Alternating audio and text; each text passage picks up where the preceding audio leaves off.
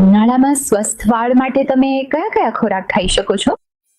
ઉનાળામાં ઊંચા તાપમાન, સૂર્યપ્રકાશ, ભેજ અને તરબૂચ જેવી પ્રવૃત્તિઓને કારણે તમારા વાળ પર ખૂબ જ ખરાબ અસર પડે છે.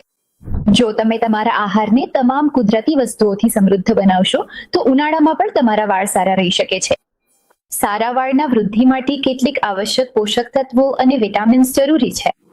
આમાં omega 3 fatty acids, vitamin B complex, vitamin C, vitamin E, protein અને આયર્ન સામેલ છે. ચાલો જોઈએ કે ઉનાળામાં તમે આ વસ્તુઓ કેવી રીતે લઈ શકો.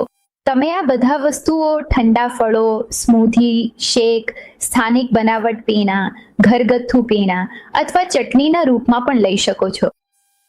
તો હવે દરેક પોષક તત્વના સ્ત્રોતો એક એક કરીને જોઈએ. સૌપ્રથમ omega 3 fatty acids. Omega 3 fatty acids જેમ કે DHA તમને અખરોટ, માછલી અથવા તલના તેલમાંથી મળી શકે છે. તમે DHA ની સારી માત્રા મેળવવા માટે આ વસ્તુઓને તમારા આહારમાં સામેલ કરી શકો છો. પછી આવે છે વિટામિન બી કોમ્પ્લેક્સ. ઘણા ઋતુગત ફળો વિટામિન બી ના સમૃદ્ધ સ્ત્રોત છે, જેમ કે vitamin B12, vitamin B6, vitamin B7. અનાજ, દાળ, શાકભાજી જેમ કે બ્રોકોલી, ગાજર આ બધા વિટામિન બી ના સારા સ્ત્રોત છે. હવે આપણે વિટામિન સી તરફ આગળ વધીએ. વિટામિન સી ઉત્તમ એન્ટીઓક્સિડન્ટ છે અને તે ફ્રી રેડિકલ્સની સંભાળ રાખે છે. તમને વિટામિન સી ની સારી માત્રા આમળા, લીંબુ, તરબૂચ અને સ્ટ્રોબેરીમાંથી મળી શકે છે.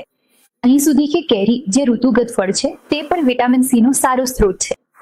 બીજા સ્ત્રોતોમાં શિમલા મરચા, ટમેટા અને અનેક રંગી ફળો આવે છે. પછી આવે છે વિટામિન ઈ. વિટામિન ઈ વાળને સારી ચમક આપે છે અને તેમનો ટેક્સચર જાળવે છે. વિટામિન ઈ તમને સોયાબીન તેલ, મગફળી તેલ, તલના તેલ જેવા સ્ત્રોતોમાંથી મળી શકે છે.